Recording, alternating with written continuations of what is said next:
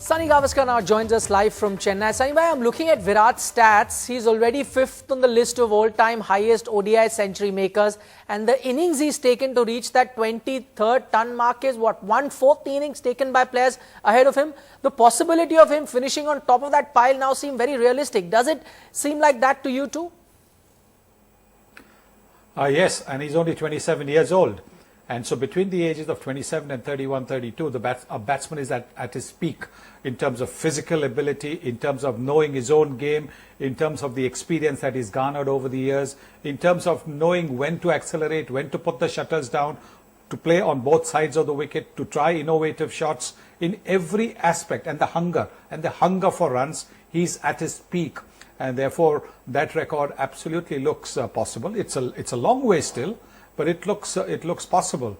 And therefore, my honest advice to the Indian cricket team is, do not tinker with his batting order. Please have him at number 3, because that is where he can control the game as well. A wicket fell early, but he was able to control the game because he's got a solid defense. His technique against the fast bowlers is good, and against the spinners, he uses his feet brilliantly. So once again, honest advice, stick with him at number 3.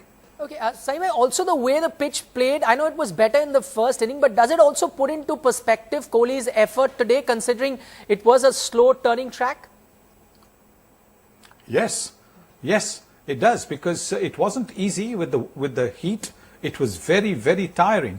But even as we give credit to Virat Kohli for the way he batted, I think we've got to also take into consideration the partnerships that he had. He had a very good partner in Ajinkya Rahane, who once again batted well. The third time in 4 matches he's batted well. And he was the one who gave Virat Kohli the confidence that here is a man who's going to stick with me and help me repair and build this innings to a big total. And that, when you have somebody at the other end like that, who's taking your singles, who's giving you more of the strike, not keeping you stranded at the non-striker's end, then your confidence also gets that much higher. So that partnership, then the partnership with Suresh, Raina, where both of them counter-attack, that was a time when Virat was just cramping up a bit and Raina took the initiative.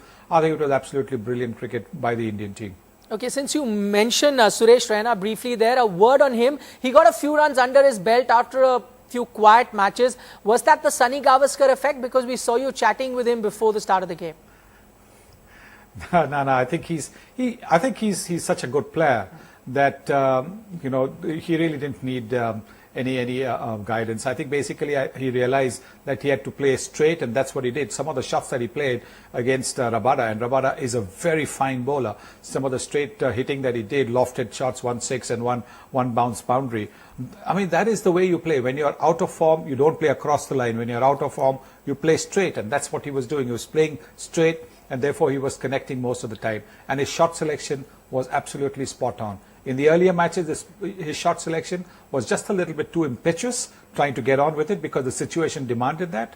But here he got the opportunity to bat. We came in, I think, in the 26th, 27th over, and that again is a plus point as far as Dhoni's captaincy is concerned, because he gave him his head, told him you can go and bat, settle down, and then play the big shots. So all in all, I think, as I said, a fabulous performance, top to bottom by the Indian team. Okay, Saima, you mentioned earlier in the discussion about Virat batting at number 3. I'm going to dwell a little more into the batting order. Do you think after this chopping and changing throughout the series, India have now hit upon the perfect batting lineup, and not just Kohli at 3, Rahane 4, Raina 5, Dhoni 6? Do you think this is the perfect lineup? I think so. I think this is a very, very good lineup. I think 5 and 6 really, whether it is Raina and Dhoni, that should depend on who is bowling at that stage.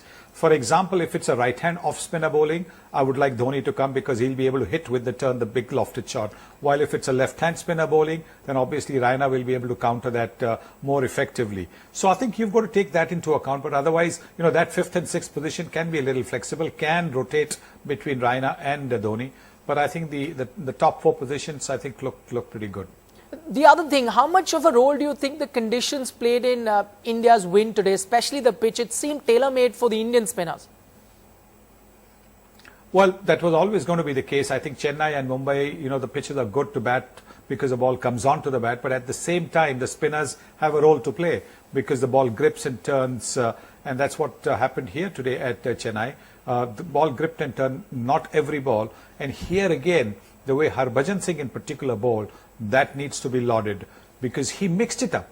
On a pitch like this where the ball turns, to be able to bowl the straight delivery is not easy. And he was able to do it quite consistently. He even had de Villiers in trouble. There was a very close LBW appeal, but the ball had struck him outside the line of the stump when de Villiers had played for the turn, and the ball had gone straight to the one that he got David Miller, a dangerous batsman, out with a ball that held its line, didn't turn. Again tells you how much experience has come into play when Harbhajan has bowled today.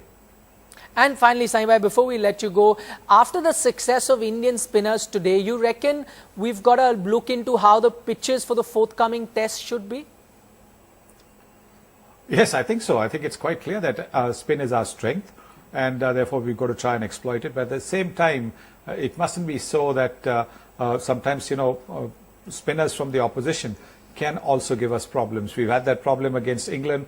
Of course, England had quality spinners in Graham Swan and Monty Panesar, but even they can cause problems. So we've got to be very, very careful as to the kind of pitches that they make for the test matches.